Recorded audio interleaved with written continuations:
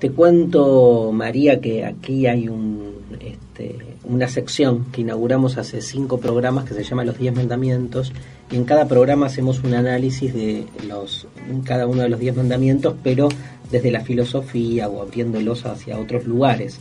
Hoy nos toca el quinto. ¿Sabés cuál es el quinto mandamiento? No sé cuál es el quinto mandamiento. Pensá en buscar en tu interior. A ver. Algo con la vida, la muerte. Bien. Quizás. Puede ser. ¿Tenés el Espíritu Santo en tu interior? No. Creo que no. No, ¿y cómo entonces pudiste alcanzar tamaña verdad? Tengo capacidades extrañas. ¡Epa! Un alien. ¿Y cuál es? A ver, jugátela. No matarás. Muy bien. Bueno, sabe leer, María, básicamente. Tiene 18 años y sabe leer. No matarás. Tal vez uno de los más famosos, ¿no? Si vos tirás los 10 mandamientos, ¿cuál es? A ver, no matarás. No sé si es el primero que se me viene a la cabeza. ¿Y cuál se te viene a la cabeza primero? Ninguno. Claro, no te importa. Escúchame, no, pero no matarás, no robarás. Bueno, no robarás. No cometerás adulterio.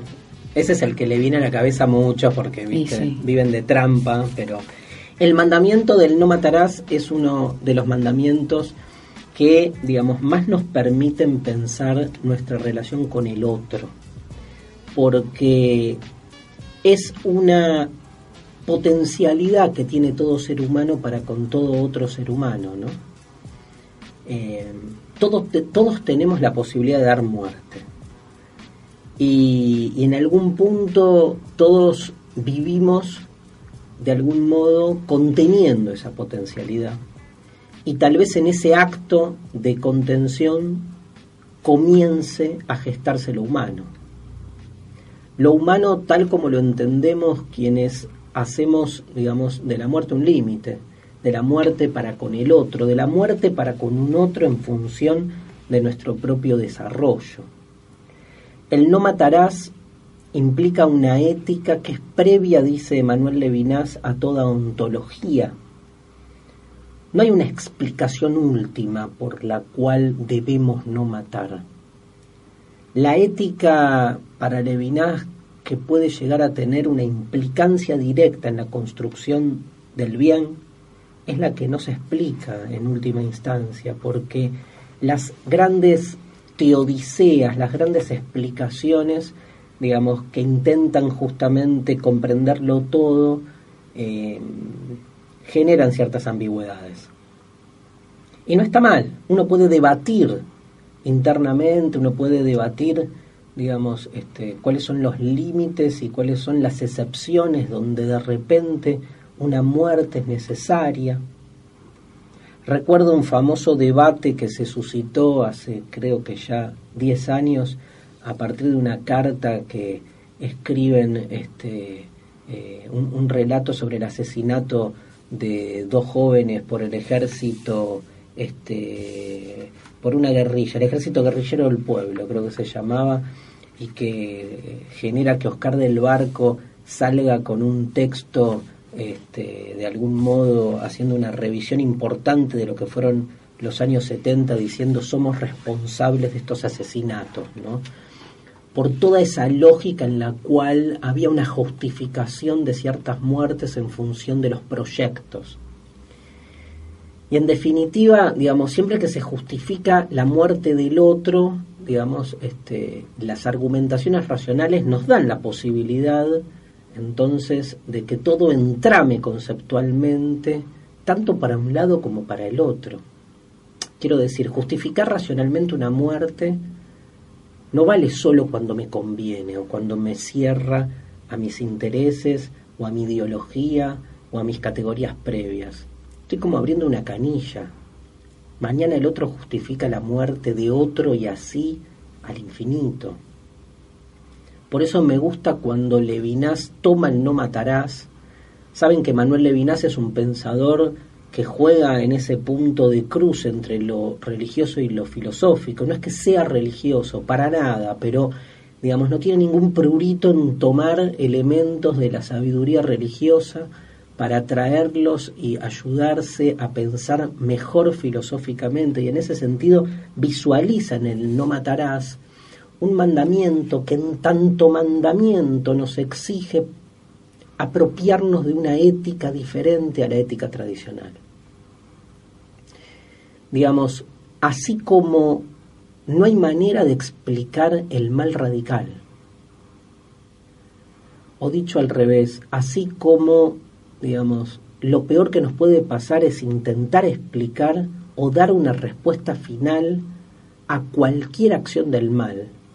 ¿Por qué? Porque si explicamos el mal, al rebajarlo a la categoría de ser explicable, de algún modo le damos lugar, de algún modo lo contenemos, lo hacemos posible. Hacer posible el mal radical es lamentablemente, ¿no? Es no digo justificarlo, pero casi. Todo el tiempo estamos tratando de justificar todo, haciéndolo parte de nuestras categorías racionales, pero al justificarlo pierde justamente su radicalidad. Digo, la existencia del mal radical, de ese mal que lo humano comete contra lo humano, existe en la medida en que escape a la racionalidad. Y me parece que el giro más importante que da Levinas es que contra el mal radical injustificable solo cabe un bien radical injustificable. Y visto desde esa perspectiva, no mato porque sí. Porque si dejo el no matarás al arbitrio de las argumentaciones racionales, voy a encontrar argumentos a favor y argumentos en contra. Argumentos donde para hoy está bien y para mañana no. Pero Levinas toma en ese libro fantástico que se llama Totalidad de Infinito la figura del rostro y dice, ese rostro que se me presenta enfrente, desnudo, próximo y a la vez tan distante, es un rostro que puedo matar, que puedo asesinar, que puedo acogotar. O a la inversa, puedo decidir en ese acto, con todo el poder que tengo de someterlo, interrumpir esa potencialidad y retraerme, dejarlo ser.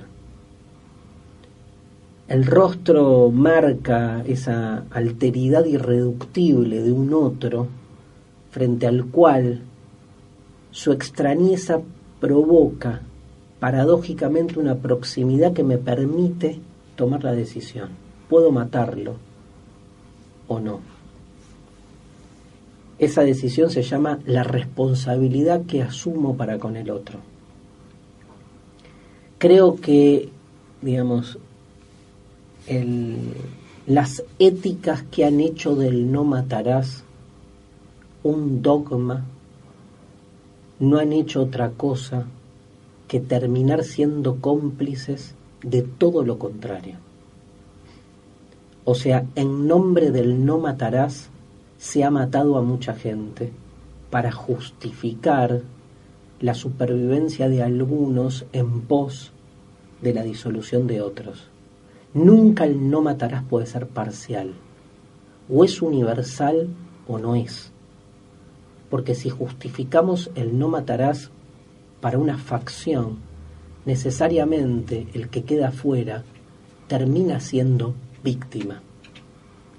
No funciona el no matarás si no es en su universalidad. Y tal vez la pregunta hacia el futuro que nos queda es si esa universalidad, cuáles son los alcances de esa universalidad. ¿A quién alcanza en términos de seres vivientes? ¿Alcanza también a los animales, por ejemplo? Hoy está muy en boga la discusión acerca de si un animal, digamos, puede construirse en una relación ética, ¿no? Porque la ética siempre la suponemos en términos humanos, ¿no? Y digo, sin entrar en toda la discusión sobre la animalidad, un humano también es una especie viviente. Pero dejo como problema, ¿cuál es el alcance del no matarás? ¿qué dice la Biblia? Importa poco y nada, ¿no? No pasa por ahí. Obviamente, la Biblia da para cualquier cosa, da para justificar una lectura restrictiva, digo, porque el mismo texto que habla del no matarás muestra que para la recuperación de la tierra prometida masacran y exterminan a la mayoría de los pueblos que viven ahí en ese lugar, o sea que está lleno de sangre también la Biblia, al mismo tiempo que postula el no matarás. No importa qué dice la Biblia, importa el mandato y la forma del mandato.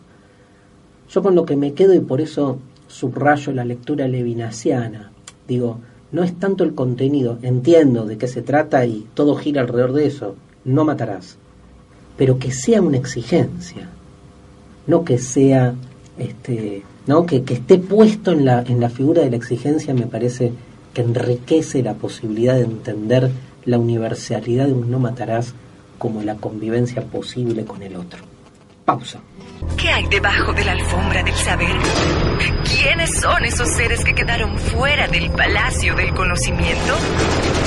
¿Qué se esconde en los márgenes de la filosofía? Los oscuros, en Demasiado Humano.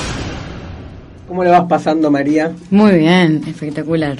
¿Te encantó el no matarás? Me encantó el no matarás, me hizo reflexionar un montón. Bueno, qué grosa, qué bueno. Y ahora vamos a hablar de San Pablo, te reinteresa, ¿no? Sí, también. Sí, a ver, ¿de qué hablamos? ¿Qué es San Pablo? Y no sé, vacaciones. Vacaciones, no. Vacaciones en San Pablo. ¿No va por ahí? No, no va por ahí. Escúchame, pero ¿fuiste a Brasil alguna vez en tu vida? No, la verdad que no tuve la oportunidad. Bueno, San Pablo está bueno. Igual para veranear te recomiendo bajar de San Pablo a Santos. Ok, que lo voy a tener en cuenta. Es la playa, Santos. Está a 1 hora de San Pablo, una ciudad tremenda. Hay un club de fútbol muy importante. ¿Cuál? San Pablo. Sí, bueno, claro. Qué original. Hay otro, bueno, ¿qué querés? Es fútbol, no es no busques creatividad. Pero te suena de alguna, por ejemplo, yo te tiro San Pablo, ¿qué te suena? A ver, te doy 3 opciones. A ver. Cocina, religión o skate. Religión, quizás. Me suena la más probable en este contexto. Skater, hay un skater. Muy bien, sí. Muy San bien. Pablo es cero religión católica, ¿no? Cero. Bueno, ¿y judía? Un poco más. Un poco más.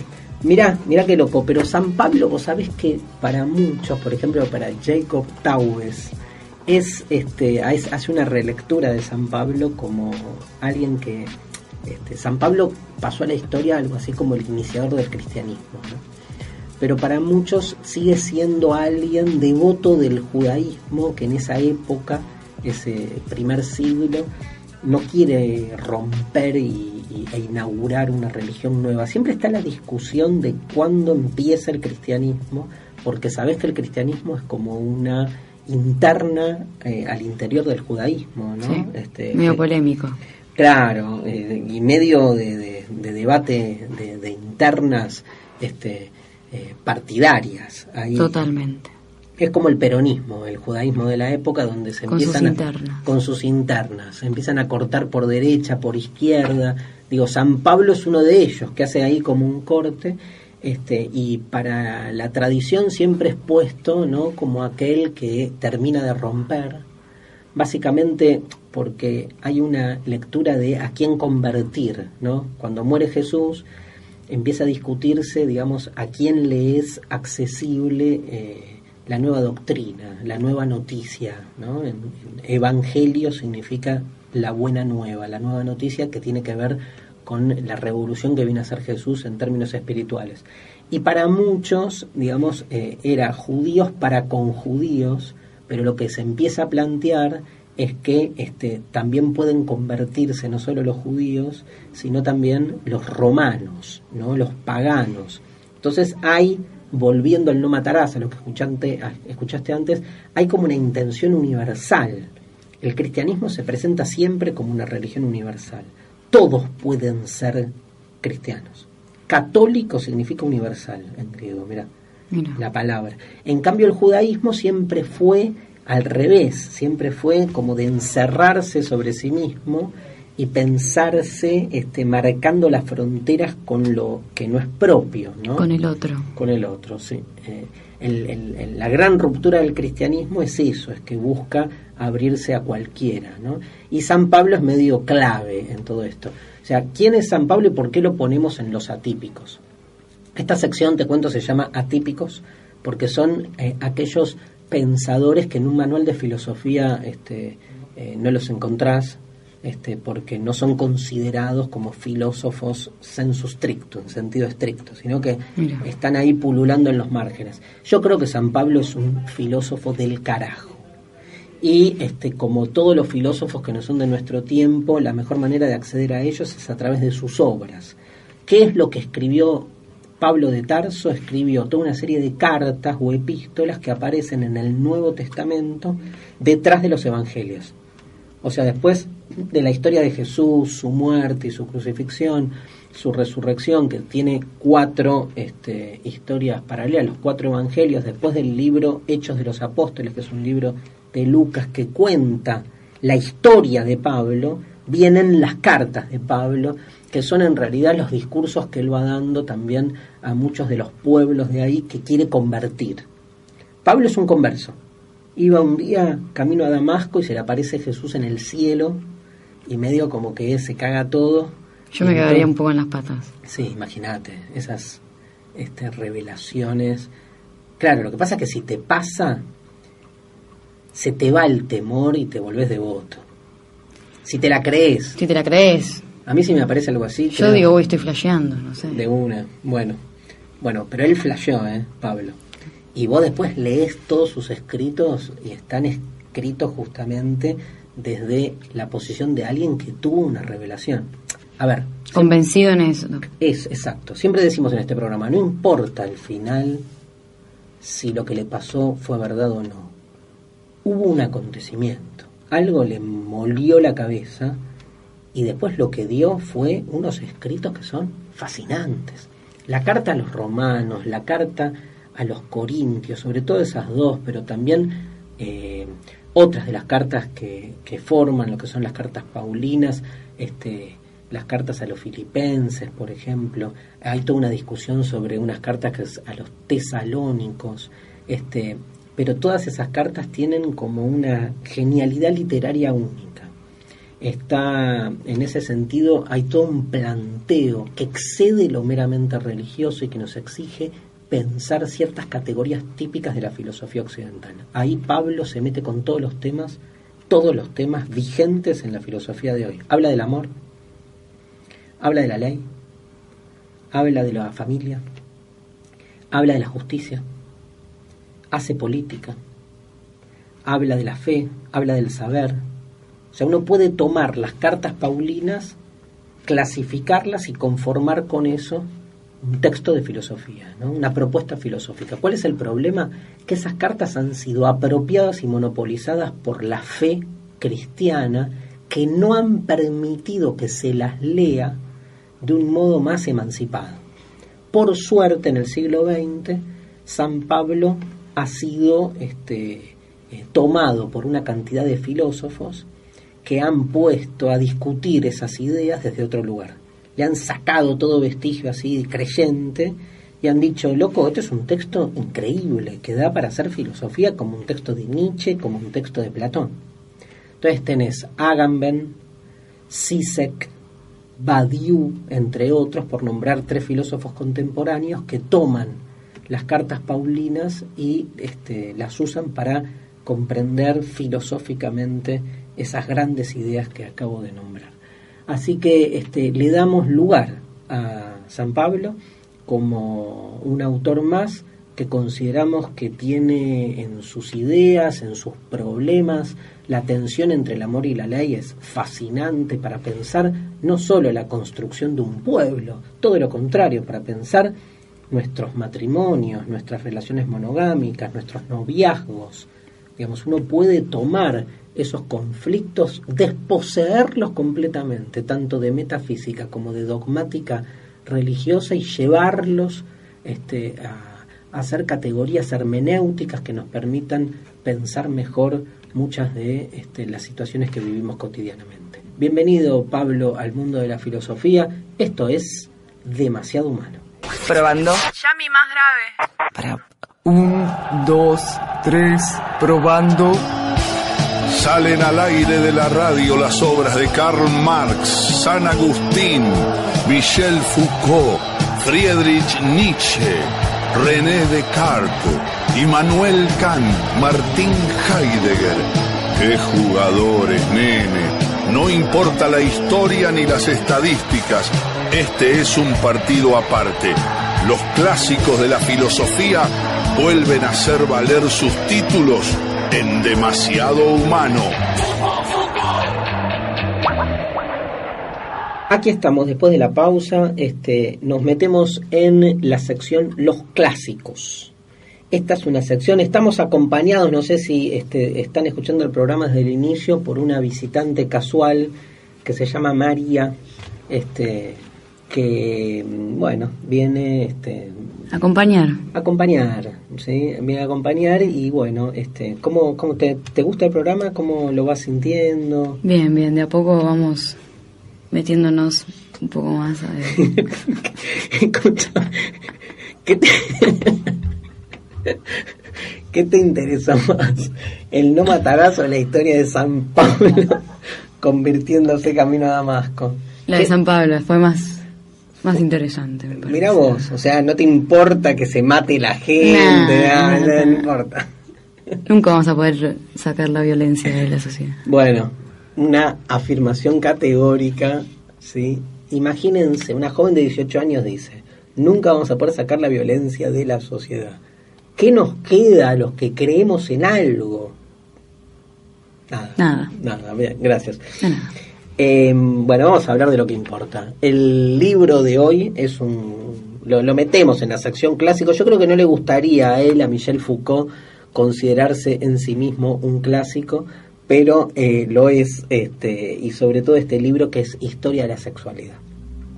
Vamos a concentrarnos más en el volumen 1 de Historia de la Sexualidad, pero hacer alguna mención, si nos da el tiempo, a los otros 2 volúmenes. Un libro, si no me equivoco, del año 74. Qué mal que no tenga acá la data, ¿no? Del cuando fue escrito el libro. Creo que fue el 74. Pero bueno, Mariana, si no, mucha gente nos va a escribir y nos va a decir cómo van a hablar de un libro y no saben en qué año se editó. Bueno, no es grave. No importa en qué año se editó. Dije 74 porque me suena. Les juro que en este momento no quiero cortar la grabación del programa y no me anda acá dentro el Google para buscarlo rápidamente, pero debe ser más o menos de ese año. Historia de la Sexualidad, libro que lo pueden conseguir, está traducido por Siglo XXI, una edición muy bien elaborada, y un libro para realmente pensar la sexualidad desde otro lugar. Lo más interesante que tiene Historia de la Sexualidad es que su tema excede la sexualidad. El que va a ese libro a encontrar un manual de historia, de cómo la sexualidad a lo largo de la historia se fue desplegando y desarrollando, viendo los cambios que se fueron produciendo en las formas en que nos entendemos sexualmente a nosotros mismos, olvídense.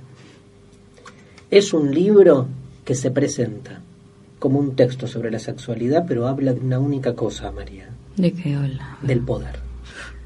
Porque en la sexualidad se juegan las formas en que se ejerce poder, y nos sirve el análisis del dispositivo de la sexualidad como una de las tantas figuras que nos permiten comprender cómo el poder se ejerce en nuestros tiempos. El dispositivo de la sexualidad, sobre todo visto en estos últimos tiempos, a partir de lo que se conoce a través de Foucault y de la categoría biopolítica, que es una categoría que arroja Foucault por primera vez en este texto, que tiene que ver con un poder que deja de ser un poder represivo para pasar a ser un poder normalizador.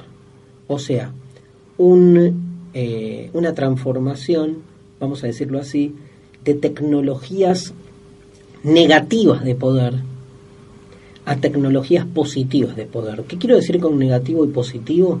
Con la idea que tenemos todos de que el poder viene a censurar, a reprimir, el poder viene a no dejarte hacer algo. Negativo. Lo que va a decir Foucault es que a través de la biopolítica, que es esta forma en que el poder o biopoder se empieza a estructurar desde el siglo XVIII en adelante, el poder ya no reprime, sino que normaliza. ¿Qué significa que normaliza? Hay una frase de Foucault muy clara: el poder no mata, invade la vida enteramente. Normalizar significa que en vez de estar pendiente de delimitar lo permitido y lo prohibido, se dedica a construir ciertas naturalizaciones dentro de las cuales todas nuestras acciones parecen construirse de manera normal. O sea, el mejor poder, el poder más eficiente es el que no se ve, y el que uno toma como propio y ejerce en su vida cotidiana como si fuese la única forma en que puede ser ejercida. La normalización significa que los poderes han generado ciertas lógicas con las que vivimos la cotidianeidad como si no pudieran ser de otra manera. Ya no necesitas que alguien te esté con el dedito diciéndote esto sí o esto no.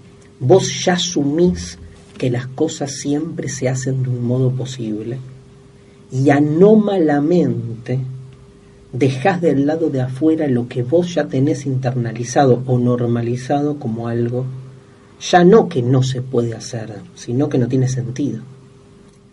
Cuando todavía hay un poder que pone límite y distingue lo posible de lo no posible, lo permitido de lo prohibido entonces te seduce, lo prohibido todavía te llama, porque es algo no posible, pero que puede ser posible en la medida en que se invierta quién ejerce el poder. Ahora, en el poder normalizador, la cosa pasa por otro lado. No hay lugar para lo no posible, porque la normalización totalmente maridada, hermanada, asociada a regímenes de saber que desde la ciencia, desde el conocimiento, van constituyendo las normalidades de turno, hacen que lo que no encaje en lo normal no sea otra forma de normalidad posible, sino que sea anómalo, no tiene sentido. O para usar términos más biopolíticos, es deforme, monstruoso, imposible. La sexualidad es clave en este aspecto. Dice Foucault, tal vez en una de las ideas más famosas del libro, Historia de la Sexualidad 1, la voluntad de saber es el subtítulo. Mirá el nombre, ¿no? La voluntad de saber. ¿Por qué? Porque dice Foucault, no es cierto que se prohíbe hablar de sexo, o que hablar de sexo uno tiene que hacerlo en privado, o que hablar de sexo es algo que uno tiene que hacer de manera callada. No es cierto, todo el mundo habla de sexo.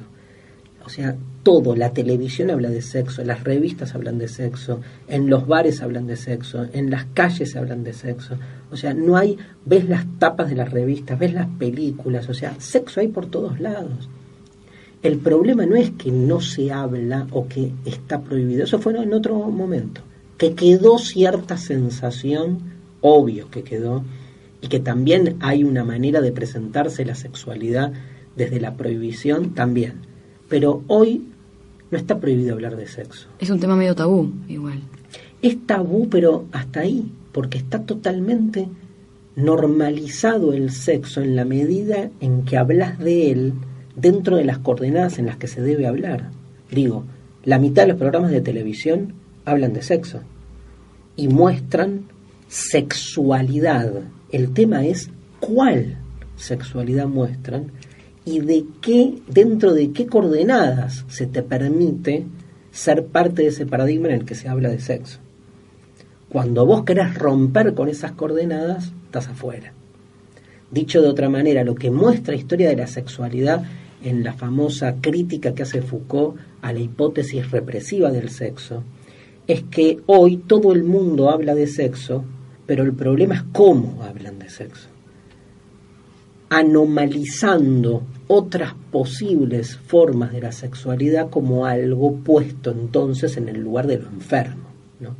Entonces la transexualidad, por ejemplo, que es la gran categoría anomalizada por los dispositivos de sexualidad vigentes, queda en un lugar, digamos, casi patológico. Vos sabés que hace 10 años, si no me equivoco, habría que chequearlo, pero no tiene más de 10 años el momento en que se sacó a la transexualidad de el manual que categorizaba cuáles eran las enfermedades mentales. Imagínate que si a alguien que vive su sexualidad en términos transexuales era considerado un enfermo mental, imagínate cómo lo trataban, porque la biopolítica genera eso, el anómalo es tratable, ¿no? Entonces significa que puede ser recuperado en algún sentido, esto es normalizado, ¿no? Desposeído justamente de su otredad. Mucho se habla de sexo en los medios, mucho se habla de sexo en todos lados. Vamos a escuchar algunos audios o algunas de estas voces que circulan por los medios sobre sexo. ¿Qué es el sexo? Dos personas demasiado cerca. El drama de un padre frente a los cambios socioculturales que se dieron en los últimos años en materia de elección en el ejercicio de la sexualidad. A mi hija le llenaron la cocina de humo. Ay, papá, estuve con un solo chico. Con uno solo basta para ser trolo, ¿sabes? Mi hija es trolo, un drama de nuestro tiempo. Claro, ¿cómo considera usted a la homosexualidad? Como un problema que tiene una persona por el cual consulta más de una vez. Avivar los resortes de lo que comúnmente se llama la sensibilidad popular. Fíjate que vos cuando hablas del ojete o del upite, la gente presta muchísimo más atención. El sexo es una maravilla que nosotros tenemos para contribuir a la obra creadora de Dios. No es para divertirse. Pero ¿por qué no cambiamos la posición sexual si muchos sabemos que puede ser muy útil? Y vos decís pinchila, argolla y eso moviliza. Hay personas que se masturban y que jamás tienen una relación normal y produce la masturbación una verdadera tiranía en el ser humano. Así que lo correcto es que yo le diga que no se masturben. ¿Cómo el hombre cree que puede conseguir sexo? Y no solo sexo, también séximo y oxavo. Con pasos y poses supuestamente sensuales comienza a mostrar su patetismo en la pista. Mira, el baile tiene que ser atractivo. La mujer ve un mamarracho humano que se cree erótico. Generalmente la chica dice, este hombre baila bien, hace bien el amor. Mal con las chicas no te debe ir, siempre te debe llevar algo, ¿no? No, nunca la pongo yo generalmente. Impresionante. Escúchame, bueno, ¿te sentís como que todo esto te sirve para repensar?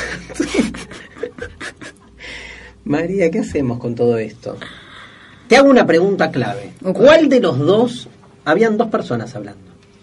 ¿Cuál hablaba en serio y cuál hacía una parodia?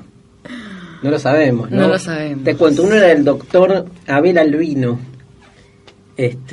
un doctor muy prominente, asesor, si no me equivoco, del presidente Mauricio Macri, y el otro es un tal Peter Capusotto, porque es su personaje, pero te digo que hay veces que no se entendía quién hablaba en serio y quién no, terrible. Lo de la tiranía de la masturbación me encantó. Eso es Capusotto, ¿no? No, ay, le erré. Qué pena, porque daba bárbaro. Bueno, me parece que, digamos, como verán, digamos, obviamente Albino en este caso representa la hipótesis represiva, ¿no? Tiene una lectura de la sexualidad mucho más conservadora. Creo que Foucault, digamos, indudablemente está pensando en el dispositivo de la sexualidad mucho en términos mucho más modernos, ¿no? Digamos, el discurso de Albino es un discurso que atrasa por todos lados. Me parece que el problema no está ahí. Va de nuevo, digo, a ver, ojalá el problema con la sexualidad sean los albinos, porque me parece una discusión fácil. No fácil ni de ganar ni de perder, sino dos paradigmas muy distintos. Digo, aquel que cree que la sexualidad tiene como objetivo la creación divina, evidentemente está en un lugar muy diferente. Entonces uno se para frente al otro claramente con dos perspectivas del mundo totalmente antinómicas. El problema es otro. El problema es cómo se va instalando una idea de sexualidad única que normaliza nuestras prácticas sexuales, y creemos que la sexualidad se juega en un baile en un caño, o en una pasarela, o en la pornografía comercial, o en la cosificación del placer, o en las formas de apropiación del cuerpo del otro, o en la exacerbación de ciertos rasgos físicos que hacen que uno disponga su vida en términos alimentarios o en términos incluso gimnásticos en función de pegar un buen cuerpo, tal como el consumo mediático instala como modelo hegemónico de la corporalidad. Y no estoy con esto haciendo la jiponada ni defendiendo que lo importante es lo de adentro y toda esa paja. Para nada. Lo que estoy es simplemente, digamos, intentando cuestionar, siguiendo este clásico de Foucault, Historia de la Sexualidad 1, el modo en que ciertos dispositivos sexuales se entraman con ciertos dispositivos normalizadores por donde se ejerce el poder en el día de hoy. Veamos las tramas. Detrás está lo de siempre, el capital, ciertas formas de ejercicio del poder donde se jerarquizan ciertos modelos hegemónicos que tienen que ver con el macho, que tienen que ver con las dicotomías entre lo masculino y lo femenino, y que tienen que ver en última instancia con la ropa, con los fármacos, con toda una serie, digamos, de derivaciones que siempre nos hacen llegar al mismo lugar.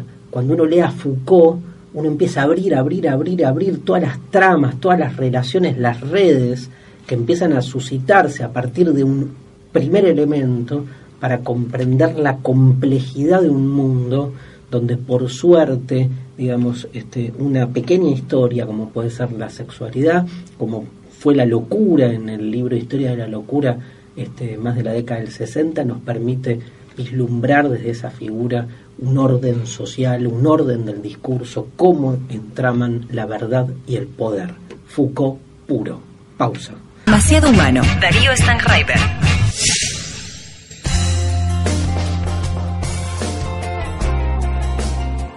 Bueno, ahora venía transgéneros, pero me fui con la historia de la sexualidad.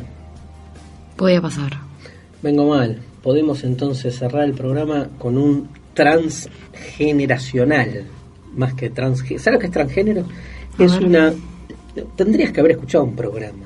Tendría, sí. ¿No? Tendría que venir más preparada.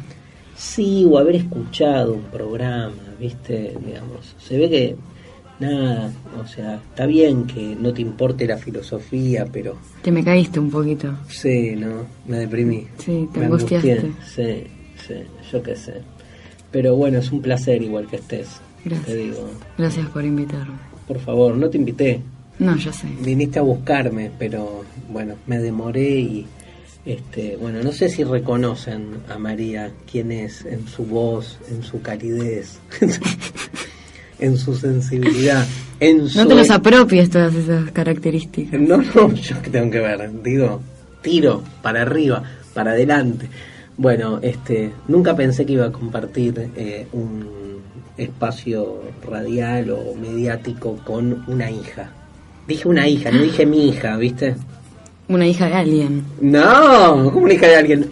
Dije una hija porque estoy en contra de pensar al hijo como propiedad. Pensé que no me querías apropiar. No, Maru, escúchame, no puedo decir mi hija, después todo lo que dije. No, es verdad. Está bien que una cosa es la filosofía y otra cosa después la vida privada, ¿no? Pero yo puedo decir mi papá. ¿Y qué soy? ¿Te molesta? No, pero lo podés un padre. Sí, lo podés vender, cambiar, es tuyo, es un bien, lo podés intercambiar. Lo puedes intercambiar. Sí, lo podría. Por otro padre. ¿Qué otra profesión te hubiera gustado que tenga tu padre, por ejemplo? Está complicada esa pregunta. Nunca me lo puse a pensar mucho. Pensalo ahora. ¿Ahora? Sí. Nos quedan 2 minutos. 2 minutos. Sí, trata de pensar rápido. ¿Buzo acuático? No. ¿Pato Vica? No, tampoco. Es como bastante fuerte. Pato Vica para un padre. No es tu estilo. No es mi estilo, ¿no? ¿Qué profesión? Y quizás podrías ser heladero. Está bueno. Para que yo pueda comer helado gratis, básicamente. No puedo creer que el sentido de la vida se reduzca a tener helado todos los días. Miren cuánta enseñanza, uno hablando tantas pelotudeces para que venga la verdad, porque la única verdad termina siendo esta. Señoras, señores, gracias por estar, gracias María por venir, Mariana Collante en producción, gracias Radio Madre por darnos este espacio. Seguimos agonizando, seguimos degradándonos, vamos camino hacia la muerte y por suerte falta cada vez. Me deprimí. Hasta la próxima.